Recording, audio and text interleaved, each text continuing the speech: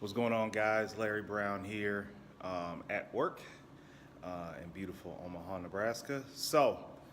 The video that you're about to watch is another back training video.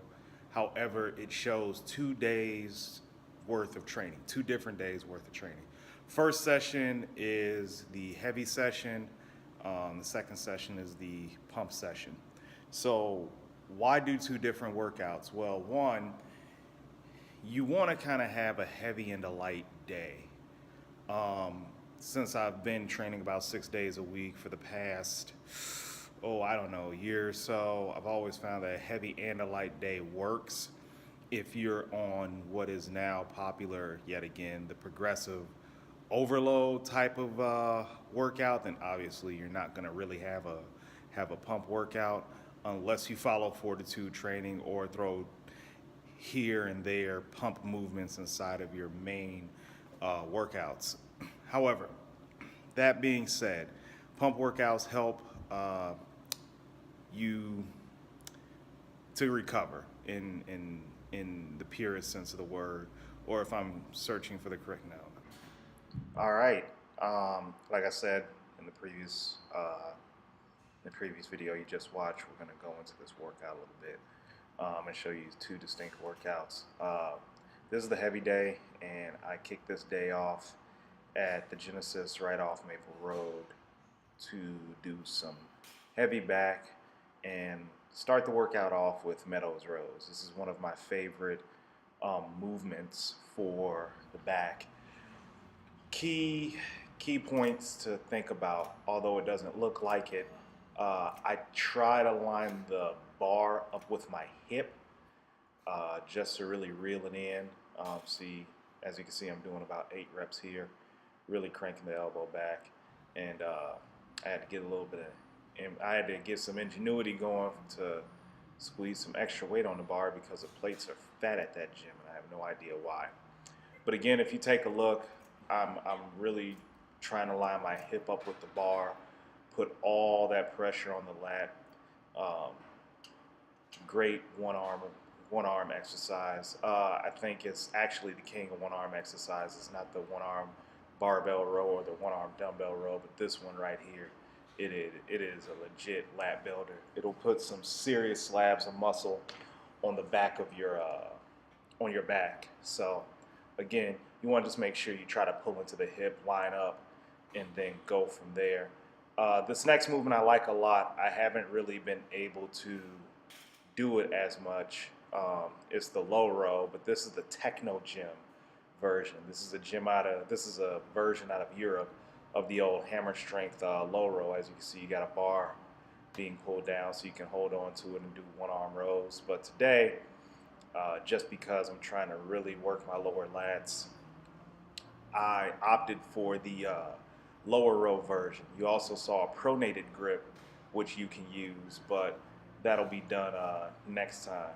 So the thing about it is just to really squeeze that mid back, really squeeze those lats. A performance cue that you may want to think about is always think about somebody having their fingers in the center of your back. Why is that so important? Well, it's important for the simple fact that you'll be able to squeeze your mid back a bit better. I've always found that if I just pretend like I have somebody with their hand just pointing to the middle of my back, I find myself engaging my back a little bit more. And as you can see, this is my heavy set, 3 plates and a 25 on each end. This was a smooth piece of equipment, so if you got a hammer strength equivalent of it, please use it. Next up is good old chest supported rows. I actually got a headache off of this. One bad thing that you can do is hold your breath while you train, especially with heavy weights. We've all done it. Some of us continue to do it. I'm talking to myself in that point. Again, you don't want to hold your breath while you're training this heavy, especially on something that's chest supported. So this was a simple, I think, 8 to 10 reps here, went all the way up to 4 plates, stayed there for 2 sets, and then dropped it back down to 3. with this, it's important to just really bring the elbows back. I'm kind of short stroking the reps here, even though it felt like I was bringing it all the way back. In essence, I probably should have just stayed with 3 plates for my entire work sets. But I really wanted to put some heavy weight on the bar, so I just opted to go a little bit heavier. And if I short stroked them, I short stroked them. But excuse me. But I really wanted to get some heavy weight on the bar, so there it is. Next exercise is one that I saw at the Battle for the Olympia back in 1998, and John Meadows with Creeping Death 2 has kind of brought it back. Stretchers. You basically want to lean into it, get a good stretch in the lats. You got to use a close bar for this, guys. You got to use a V bar. No other type of bar will really work for the purpose of this exercise. So you want to bring it to the bottom of your sternum and just really squeeze. Again, you don't want to go super high. It's not a face pull. It's a stretcher. So you got to think of it as a standing seated row, which is kind of a misnomer, but that's how you got to think of it as. So add these in, and you'll definitely get a good stretch and workout in the lats. Next exercise is just simply a couple of sets of machine curls, and I did alternate dumbbell curls after this exercise. This is more just for illustrative purposes. If I could just give a pro tip and be like, guys, this is what you do for big arms. Train more for the pump than for weight, especially if you're bodybuilding. You're training for a look. You just want to put a lot of blood in the muscle and round the arm out. So, with that being said, don't go crazy heavy on arms. All right, this section of the workout, we start off with this dick magnet named PJ. Good guy. Start off with some Lat Activation. I picked this up at a seminar in Madison, Wisconsin. I'm not really trying to put a ton of pressure on the lats, but what I am is I'm trying to get them to wake up. I'm trying to get my body to connect to the lats. This is the pump day, and I'm really just trying to really connect so I can feel my back even better. It doesn't take a ton of weight. You're not going to be able to do a ton of weight. Like, it is what it is. So look up Back Activation by Coach Eugene Teo on YouTube. A lot of great content there. Coming up next, we got some good old seated rows, but it's not with a V handle, surprisingly. These are with individual handles on a pulley machine. So why is this a bit better than the V handle? Well, you can pull your elbows back more. I always preach elbows back to anybody I'm training back with. And this really allows you to get a good contraction. You can even get a good stretch on this. The weight I was using today wasn't very heavy at all. I just wanted to put a lot of blood in the muscle and to help it recover from that workout that you saw previously. So again, if you have the chance to use individual handles, I advise you use them, especially if you suffer from weak lower lats or you're just trying to thicken up your lats towards the waist down, or towards the waist rather. Yeah, definitely use individual handles. You could get a strong contraction with those. All right, as you can see, stiff arm pull downs right here. Stayed here for a couple sets, making sure I get a complete stretch. And as you can see, I have the individual cable handles on the machine too, for the simple fact I just feel that they could be pulled apart a little bit better. I can squeeze it back a little bit more. So that's what I did.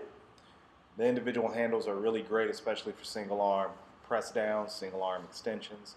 So if you have a gym that doesn't have that attachment, then I would try to suggest to find you a new gym as soon as possible.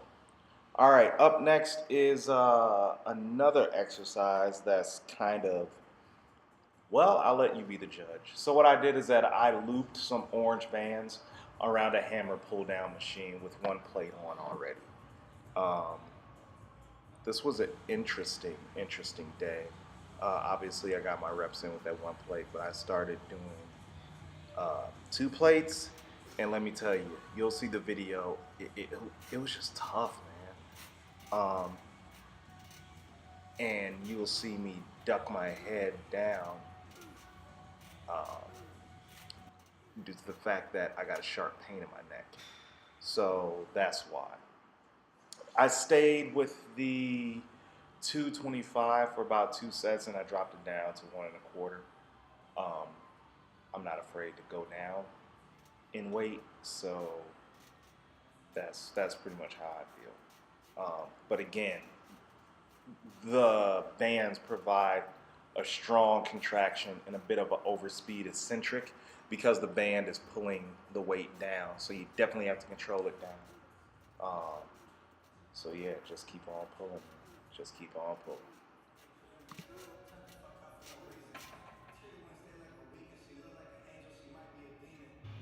And this was the last exercise for the back pump day. Uh, these were banded chins. Uh, I like this exercise. I've never done chins like this before. I think it's even better than the assisted pull-up dip combo in that you don't have a huge drop off of weight unless you put the selectorized stack heavy. I think just an orange band is enough to provide the right amount of help to get those done. So if you get stronger on chins, you get stronger in life. So that's it. Pitbull coming out next week. Super excited for that. It's the training program that I wrote, just to let everybody know. I follow right now Creeping Death 2 by John Meadows. There is a heavy Meadows influence in it, but I tried to carve something that was really unique, that a lot of people can get great value from. So it'll be available on my blog, Tenacity Strength, and a lot of the stuff that I wrote about on my pump days I utilize. Sometimes even on my heavy days, which are time sets and trisets and supersets and all that. So again, thank you for watching. I hope this video added some value to you. Follow me on all my social media, and yeah, love to hear from you. All right, you guys take care. Bye-bye now.